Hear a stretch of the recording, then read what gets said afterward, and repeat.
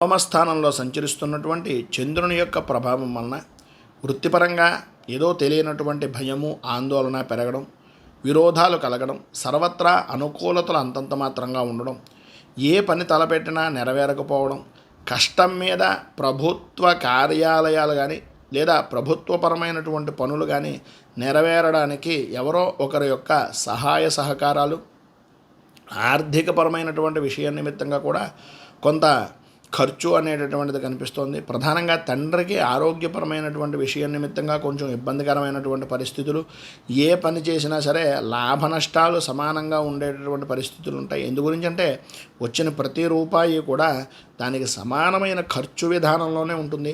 కృషి యందు అభివృద్ధి లేకపోవడం, అధికారుల వలన భయము, ఉద్యోగపరమైనటువంటి విషయం నిమిత్తంగా ఇబ్బందికరమైనటువంటి పరిస్థితులు ఏర్పడుతున్నాయి.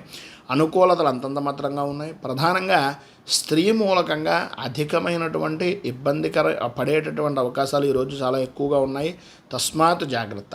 మొత్తం మీద ఈరోజు పైన ఉదాహరించినటువంటి ఇబ్బందులను అధిగమించడానికి, అనుకూలతలు ఏర్పడడానికి శ్రీ రిణవమోచన నృసింహ స్తోత్రాన్ని పారాయణ చేయడం, అలాగే దగ్గరలో ఉండేటటువంటిది ఏదైనా నరసింహ దేవాలయాన్ని కానీ లేదా వెంకటేశ్వర దేవాలయాన్ని కానీ దర్శించడం వలన విశేషమైనటువంటి శుభ ఫలితాలు మీరు పొందుతారు అని తెలియజేస్తూ